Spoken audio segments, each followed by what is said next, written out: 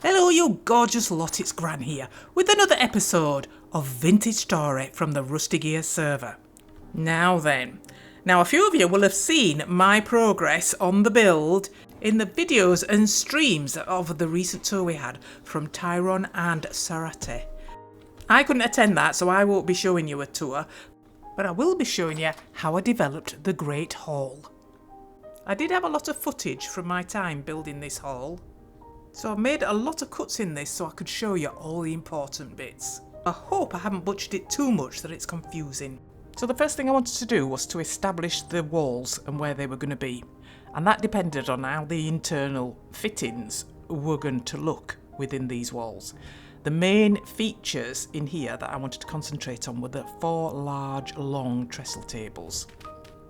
So I put the walls where I thought they might go, and then I started to fill them in. But one of the things I would do first, which is probably not one of the things you would do first, was to fit the tables and to see how they looked inside. Cobblestone is a bit of a pain to make because you need all those little stones, a lot of them, and you need clay. And you don't get a lot.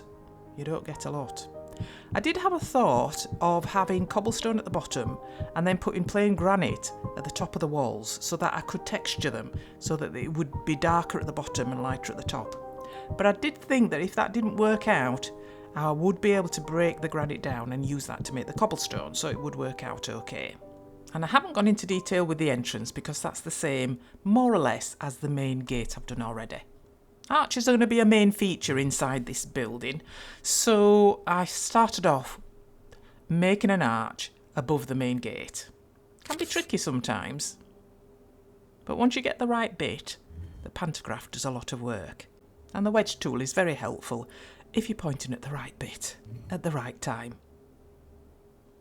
And I had planned for some vaults within this building, and I wanted to establish the shape of the vaults before you actually went in. So that's why I made a feature of an arch above the entrance.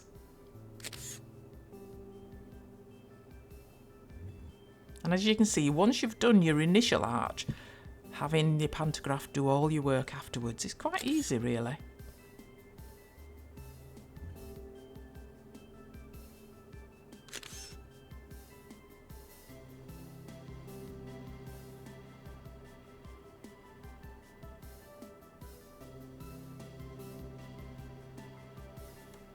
And the sample of wall on the left is how I'd envisaged the walls to look.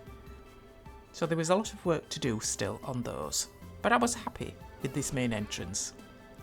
Now, as for trestle tables, I didn't want to reinvent the wheel, so I decided to have a look at what we had available from the ruins that we'd plundered. And I had quite a few of them, and I wanted to see if they would fit within the space I'd allocated within the build. But I also had the thought that I could chisel some trestle tables if these didn't fit or look the part. And along with trestle tables came benches. And you could find benches anywhere in most ruins, so I had quite a few of those. But somehow some of them were different to others, and I'm not quite sure why. They looked exactly the same when you looked at them, but they wouldn't stack. So they were different in some way. And if you look closely, there was a little bit of texturing that was different on one set than on the other. So maybe that was it. That might have been the reason why they didn't stack.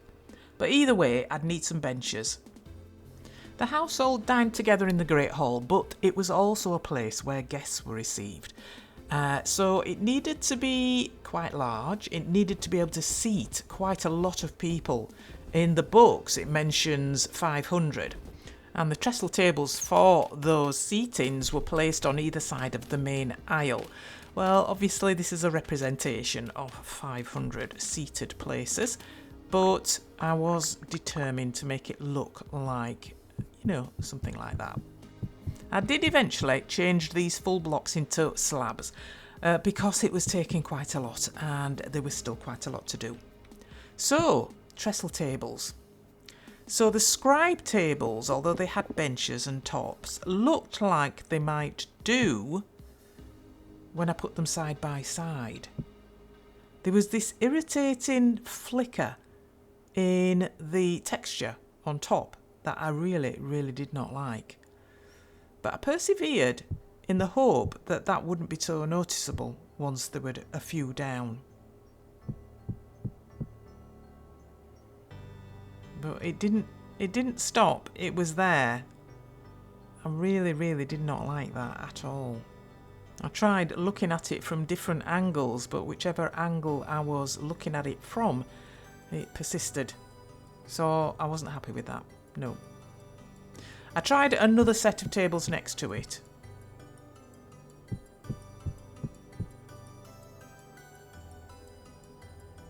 And when you got a fair distance away from it, you couldn't tell the texture was flickering, but I still didn't like it. So in the end, I decided that I would have to chisel some.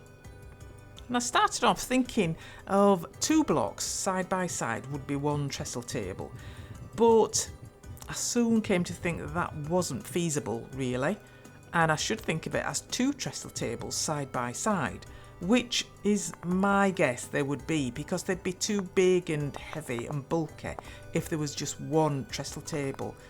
So the design for the supporting leg became 2 supporting legs, one for each of the trestle tables. And I think that really made sense to me. Because I think trestle tables, when I've seen them, are quite thin. So putting 2 together on each side. And that would make sense for the description of the trestle tables, which mentions 8. So if you put 2 together, that would make 2 on either side of the central aisle. I looked at a lot of images of medieval tables on the internet to try and figure out what sort of design I wanted. And this is sort of an amalgamation of different features from all those images that I saw. Many of which had a sort of a relief pattern or design chiselled into or chiselled out of these legs that supported the tables. So I tried my best to fit something in. And it took me a few goes before I settled on something I finally liked. And of course, you only had to get it right on one side, and then you could use a pantograph to transfer it over onto the other.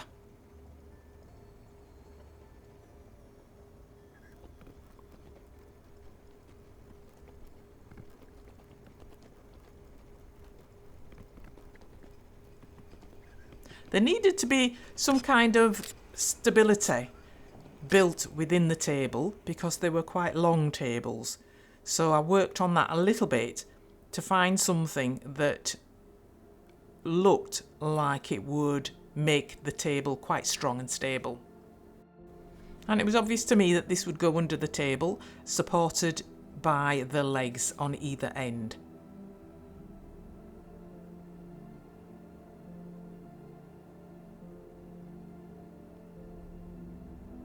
So when I'd done, each of the long trestle tables you'd see would be formed of 2 trestle tables side by side, which would cover 4 blocks long.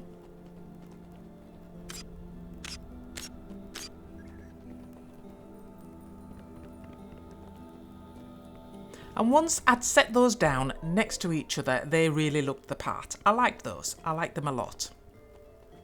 Next came the benches. And I used the benches that I'd already got from some of the ruins as the design that I wanted for the height and the width. Those were exactly the same. But I did want it to match the table as closely as I could. They were a lot smaller than a table. So I worked on the supports for the benches, the legs if you like, to try and get it looking something like the table legs.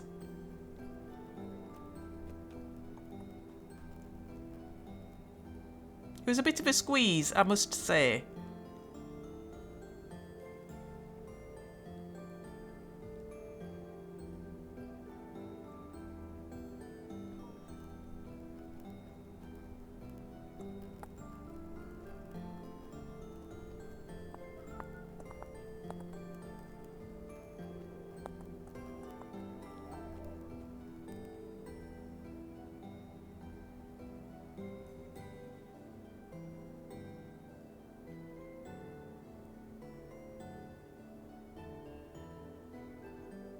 I decided that a 2-block length of bench would be more suitable than making it the whole 4, because you'd expect them to be moved around a bit.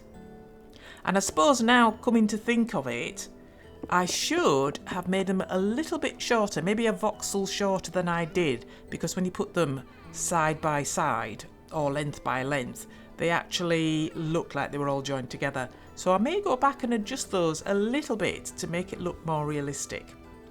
But when I put them in place, and it took a little bit of juggling because I can never figure out which bit is which when they're in my inventory, because when you put them down, they look in a totally different, a totally different plane.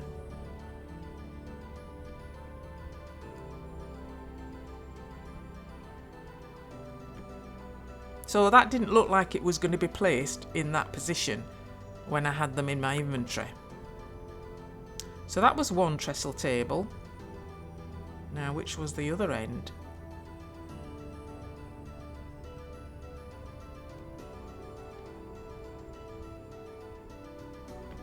Not that one. It's really hard to tell. It's not a sensible image at all. It really isn't. There we go.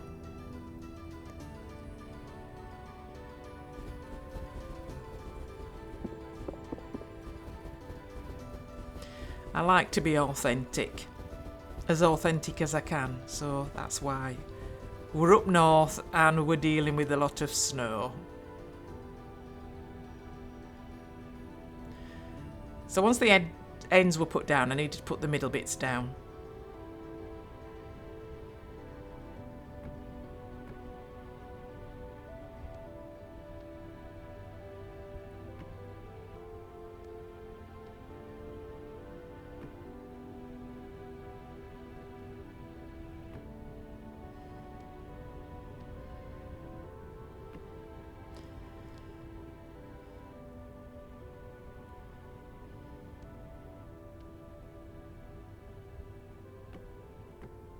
And this is what I meant about the benches. They actually join each other. They touch each other at the ends. And I think I might just change that. I think just a voxel off the end of each bench. Although I'd have to move the support up so that the bench top would overhang the support underneath. And that would leave a little gap. And they would look then that they were separate benches. Not like they're joined here. So again, getting out the pantograph, it was quite easy to transfer one over to the other side. And it wasn't long before I had 2 sets of benches for each of the trestle tables. I do really like working with this aged wood. I think it really looks the part. And on top of the polished granite floor, I think, yeah, I quite like the combination. So once I'd got that first lot of trestle tables and benches in, and I stood back and had a look, I really liked that. That's what it was going to be like. And the size within what I perceived as the size of the hall, I think suited it very well. So there was a long period of copying and pasting. And eventually the trestle tables were all in.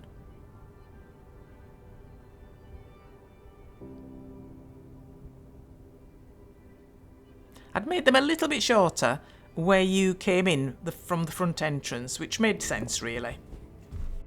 By this time, the full blocks on the flooring had been changed to slabs, and I just needed to finish the rest of the flooring up to the walls.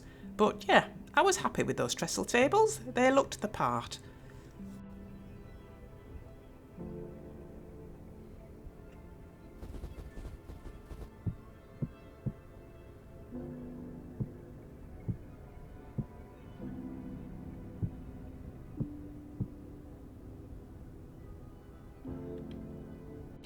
I had seen a few images for the Great Hall that people had perceived the Great Hall would be like. And I sort of had a vision of what I would like the Great Hall to be like. So that is how I'm building it. So once the walls were of a certain height, and I didn't know whether they were tall enough yet, I might have to add some more, I actually wanted to get the arches in and the vaults at the bottom, because there would be a gallery above these vaulted bits and the walls would have to go above that. So I thought I'd work on those next. As I mentioned earlier, the vaulted areas would be based on this arch that was at the east gate, which is behind where I'm standing in this image at the moment, and I transferred it to above this gate for the Great Hall. So I used those arches for these vaulted areas. Now, if you saw my Rivendell inspired build on season 3, you will know that I had a struggle with vaults. But once you understand what is involved with vaulting an area, it is a breeze. It really is. And I must say, this is probably the simplest of the vaults that you could build, where you place arches at right angles to each other and chisel away in each corner until the right angles sort of verge on an inner corner. And I'll show you what I mean by that in a minute. But you don't have to use these Gothic arches that I'm using here. You could use a round arch as well. But this is the simplest of the vaulted designs. There are many others which are much more complicated. And as you can see there, the arch on the front gate is actually thinner. I'd used the plane tool to make it thinner.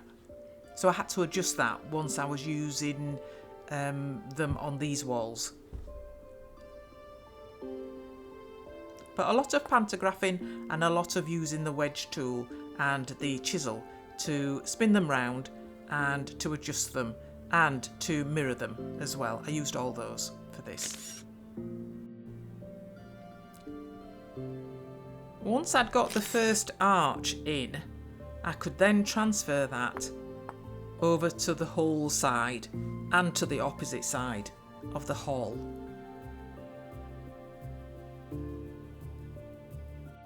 I definitely couldn't do this build without using the quarry mod. Can you imagine me relieving all this stone in the authentic vintage story way?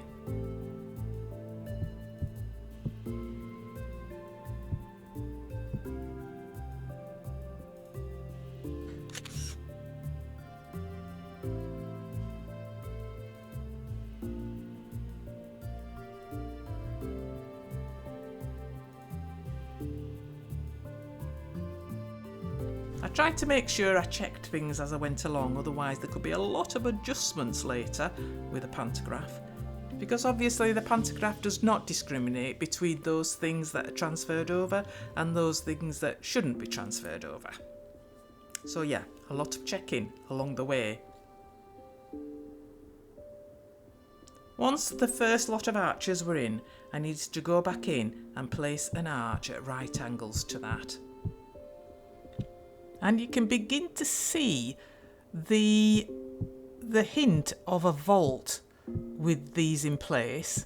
But of course, the inner corners between the right angles of these arches need to be filled in to create the vault. Because a vault creates a ceiling or a roof over a space, and we haven't created that yet. So a lot of this work for these vaults that I'm placing in this hall is a lot of the work is very repetitive. And at this point I just hoped that the finished effect would be worth all that. Once these two walls for this right angle are transferred, you can see in the corner here there's a space. Once that is filled in and the chisel is taken across these two areas, it will create a rib in the middle, which will form the arch of the vault. And you'll see that in a minute.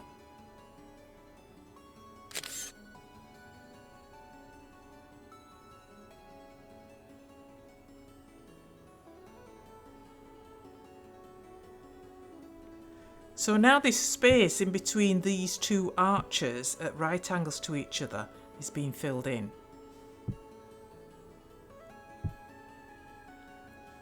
Takes quite a lot of blocks because there's quite a lot of areas that need covering. And then it's chiselling. You only have to do one of these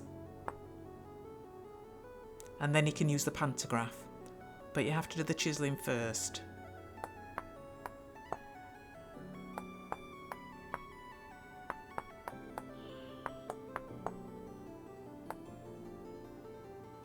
You can see how it goes straight across there, but if you go around the other side, you can see all this needs to be taken off as well.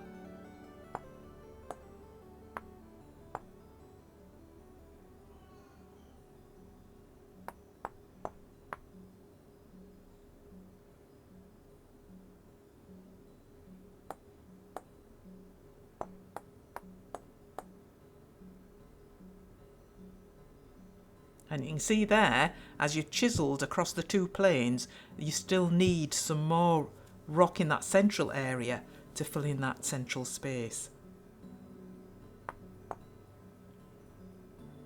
All the blocks need to be chiselled, otherwise they'll pop off like that if you actually chisel something that is adjacent to it and connected to it.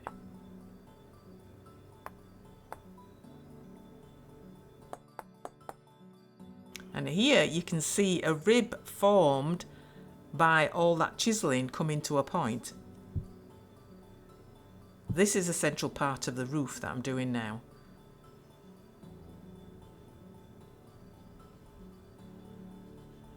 And that shape there is consistent across 4 areas within that vault. Because this one that is from front to back, and then there's the one that goes from side to side. And if you've created your arch over an odd number of blocks, you will have one central block that will be the crown of this vault. So once you've completed a quarter of the vault, then you can use your pantograph and transfer it over to the other side. And some of the pieces that you're working on can be quite small pieces, so you have to try and keep track of them, otherwise it can get very complicated. Like this one here is only a few voxels, and you can see as you're transferring it over, that's the piece you need to mirror to create it on the other side. And once you've got your first quarter done, it's just a matter of copying and pasting.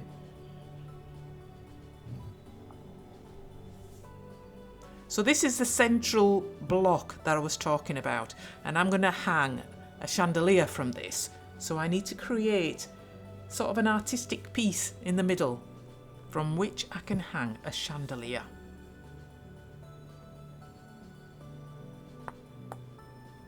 I did tweak this quite a lot during the making of these vaults. I kept coming back to it and having a look at it and thinking, maybe change this a little bit, maybe change that a little bit.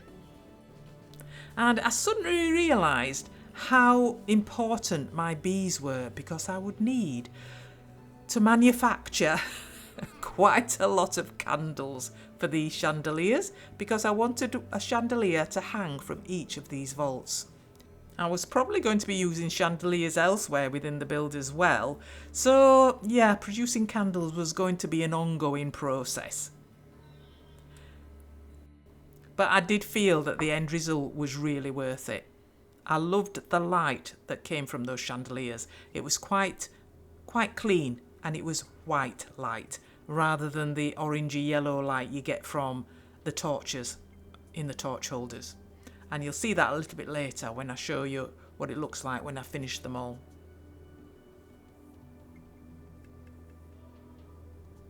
I did need something actually in the wall for that part of the arch that was against the wall of the Great Hall. So I thought about transferring the pillars that were under the inner arches to the walls and actually embedding them in the walls. So I would have to experiment a little bit with that to make sure that they looked right, because I didn't want any gaps in the walls. But I just placed in the granite for the time being while I thought about how I was going to do that. Checking again each one as I did them meant I prevented transferring lots of little errors, like this one where I'd not actually finished chiselling this bit off.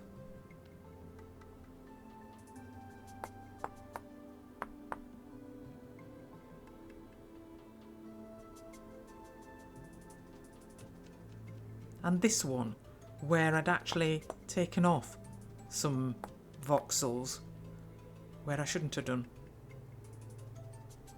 And I'm sure it would even be much more important to do a lot more checking if you were creating the more complicated vaults that I've seen.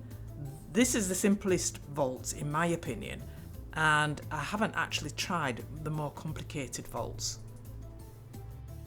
But there's nothing to say I wouldn't challenge myself to doing one in a later season. I would of course need to be able to get up above these vaults to the gallery above. So I needed to make some stairs, and I thought this top left hand corner would be the best place to place them. I didn't want anything fancy with stairs. I didn't think there would be anything very fancy for Winterfell. So it was just plain granite.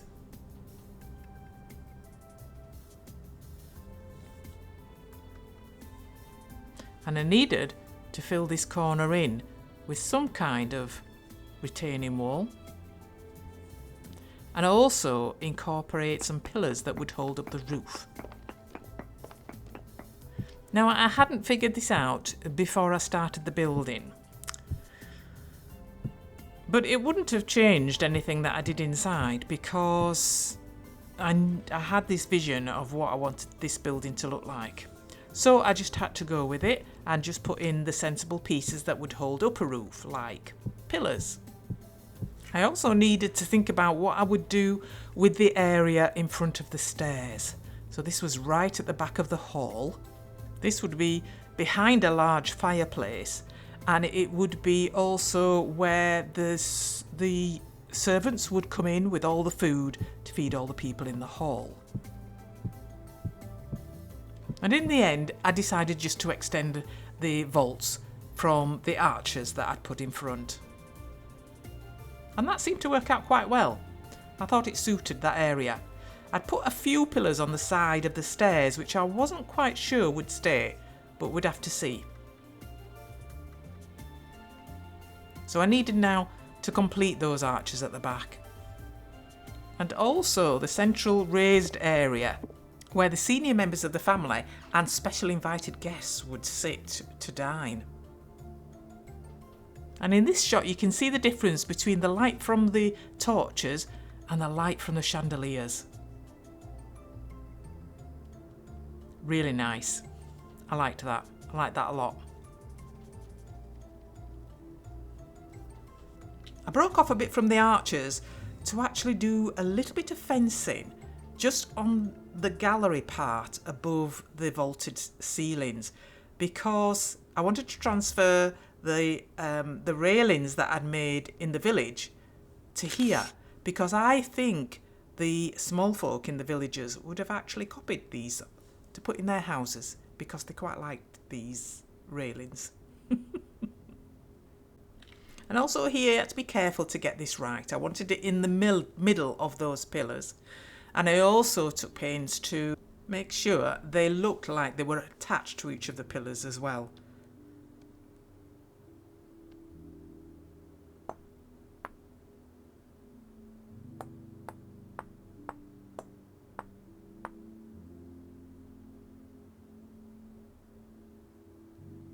And then I had an idea of incorporating some extra seating in the vaulted areas. I needed to just rehash the benches for that, because there were 3 blocks wide to fit in the middle of those blocks, and I didn't have any like that. So I just sort of rehashed it a little bit so that they would fit in there. And I think they looked okay.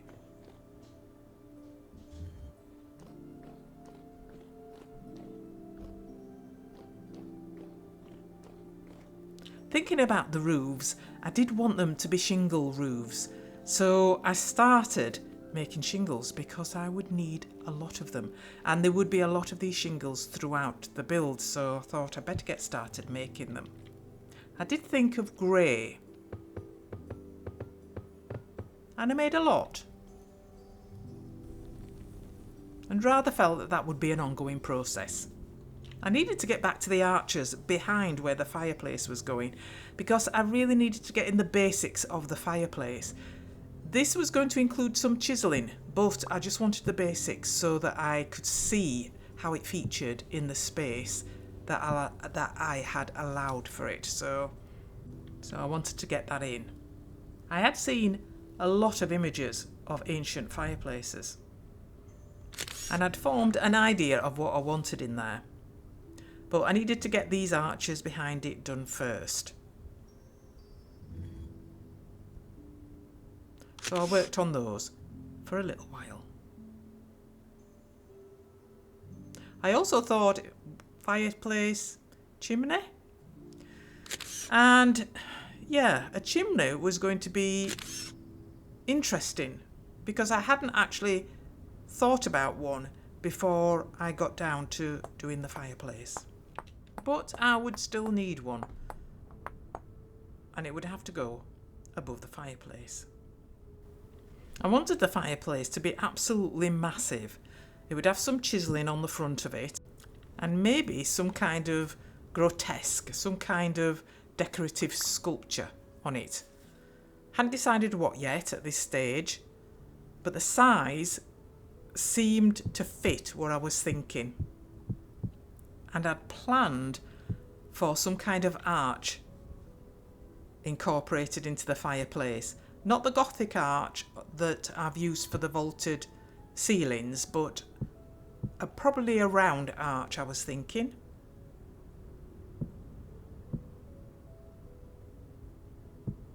I would have to work on the decorative features though.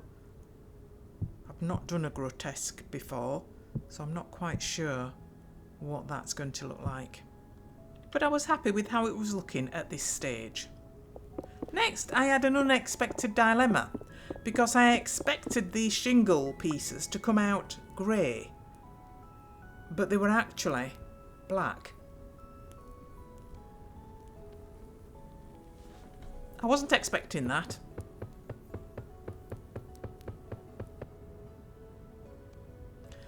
But when I tried them, I quite liked them. Because they did look grey to me. They didn't look black. They looked like a darker grey, which I quite liked. And when I put a lighter grey one in, I really didn't think that would have worked anyway. There was too much light grey in this build. And it was making me rethink the top part of the walls. Using the Roofing Master's blueprint, I found I could make absolutely loads of roof pieces with the shingles that I'd made.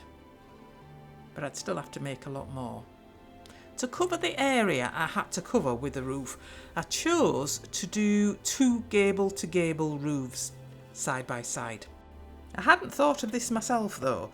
It was examples for roofs that were provided by Dampers from the BetterRuins team. And I thought this would be the better roof to have. I had planned some defences on top of the Great Hall as well, so this would fit in fairly well, I thought, once I got all the shingles in the right place.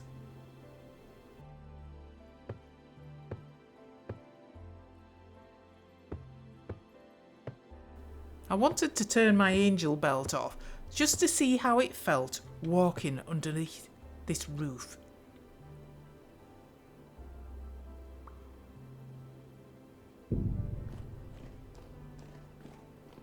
Oh, look at that. There would be a lot of beamage under that as well. Nice. I liked that. I liked it a lot. And I was beginning to think that the granite on its own just wasn't doing it for me on here. I felt that it needed to be cobble. So I replaced all the granite with cobble, and the polished slabs to finish it off, I thought, looked quite good. Yeah, quite like that. And as more roof went on, I really loved the sound, the echo underneath it. But I'd run out of shingles and I'd run out of cobble, so I needed to do some resource gathering. But I didn't want it to be all cobble and granite and shingles. I wanted to incorporate some wood somewhere in here.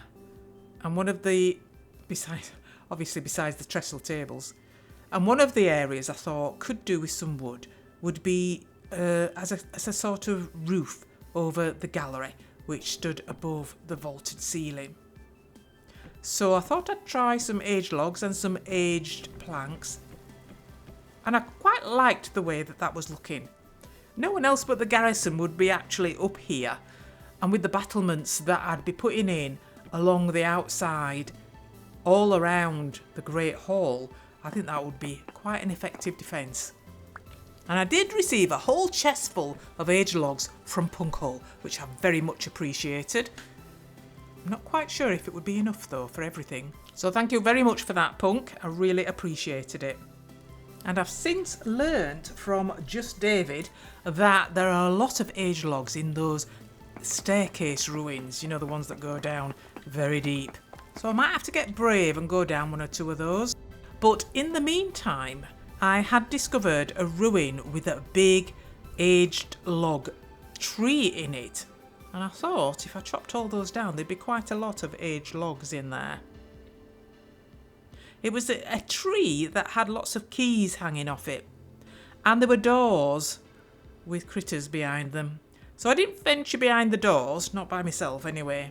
But I did think I could get this tree. And maybe pick up some of those keys. They look very interesting. So I started chopping. There was a lot of it. And there were things underneath it as well. Terra Preta. I couldn't believe that when I saw it. That had to come with me. But yeah, there was quite a lot. Now I hadn't noticed at the time of gathering these logs that a lot of them were chiselled. And that turned out to be a bit of a problem when I tried to fit them in to my build. But all the Terra Preta came with me, because I would have to build a greenhouse or a glass house, and that would need Terra Preta, or I wanted to put Terra Preta in it. So I smashed the leaves, got all the logs that I could, and grabbed a few of the keys as well. Some of them sounded very like metal, but other ones sounded like dirt. And there were one or two little treasure chests as well. But I really wasn't feeling brave enough to go behind the doors. So back at the base, I sorted them out. But was very disappointed to find that actually all of them were chiselled, and I couldn't actually use them because they were very different from the natural aged logs that I'd already got. I tried different tools to change them, but they just weren't the same. They'd been messed about with too much, and I just couldn't get them to look like aged logs. So I had to dispense with them.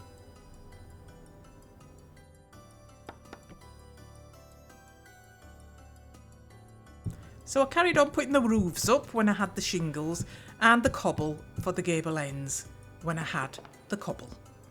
There's something about putting the roof on that makes it so satisfying to build. It really makes you feel like you're achieving something. And for a big build like this, the roof part was quite complicated. It really was quite complex. And it was whilst I was finishing one of the gable ends and placing the polished slabs on the edges that I suddenly realised that I did remember putting some aged logs somewhere because I had so much of it.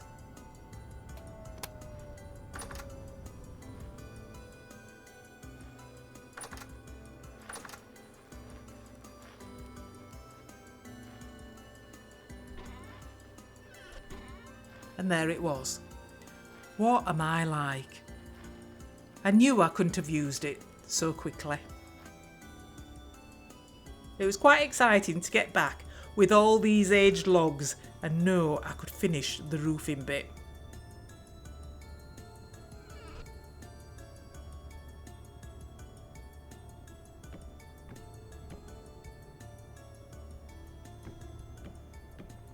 I felt like I could get on now and finish the roofing bit on the gallery all the way around. But I did not like the plain granite on the top half of the wall, and I decided it had to go. This bit on top just had to go. Sometimes my ideas come off quite well, but this one just didn't. The one consolation was that I could use the small stones that I'd create by breaking the granite to make more cobblestone. I must admit, I did procrastinate a little bit before starting the process, and I found myself a little project to do with wood on the inside of the Great Hall, and that would be the raised platform for the family to dine at and the invited nobles to sit at. So it would need to be above the level of everybody else, and the higher aspect would signify the higher status of those who were invited to sit there.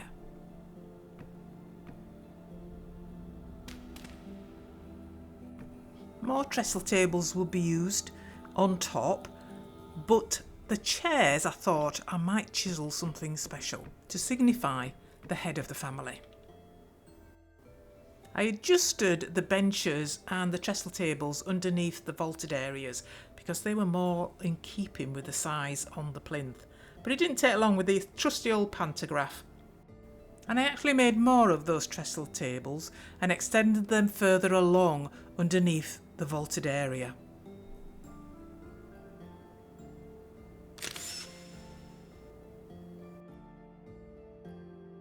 And it really didn't take much imagination to visualise this hall full of people drinking and eating and making merry.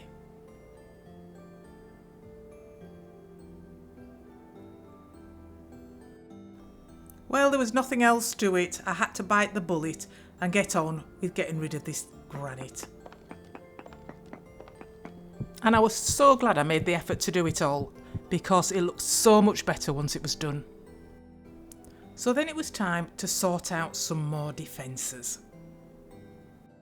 Now you've seen me do this bit before, so I'm not going to show you this in any detail, just a quick speeded up reminder of all the bits that go together to form the battlements.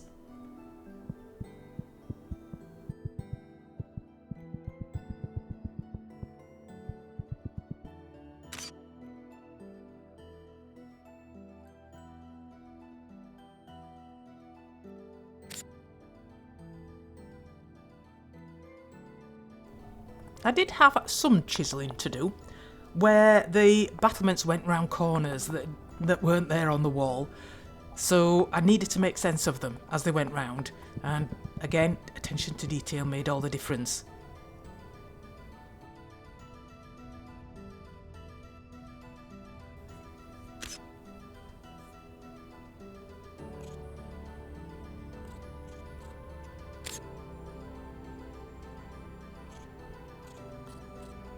In particular, where the granite overlaid the cobblestone, it was really important to get that right because it drew the eye. So it was important to take the time to make it look right.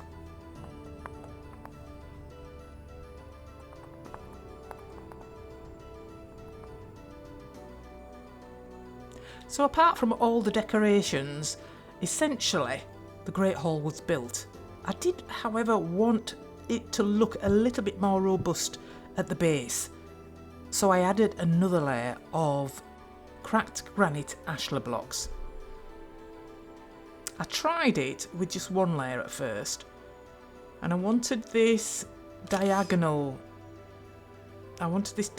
bit on top, but once I'd done that I thought the bottom layer alone didn't quite do what I meant, so I added another block and put the diagonal layer on top, and I think that did the trick. So that went round the whole building.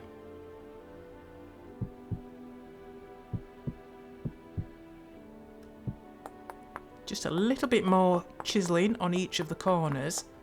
Finished off all the bits that I wanted to put on the outside of the building.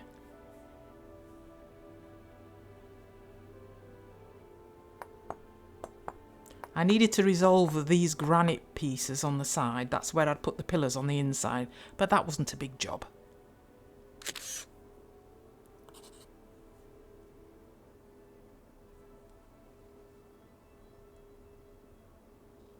So I felt essentially that was the outside of the building done. There was more decorating to do, both on the outside and the inside. But for now, that's all I wanted to do on the outside. On the inside, I needed to get the rafters in. And I didn't know exactly what I wanted for these, so I thought I'd experiment a little bit and go with what looked good. So the diagonal pieces from the very bottom to the very peak of the roof had to go in, so those went in first.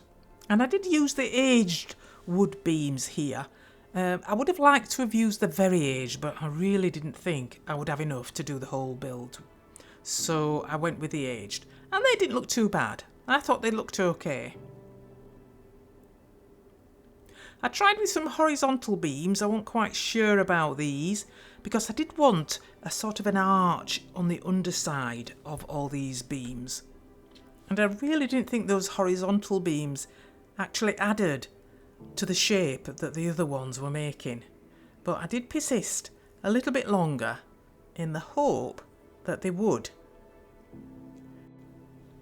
Now, if you've worked with beams before, you'd know that they were a little bit tricky and they could bounce around a little bit, and quite often you'd have to take them off and put them on again. You also had to have enough in your inventory to complete the line that you was making. But I'd worked with beams quite a lot, and I had the patience to know that they would behave once you got them in the right spot.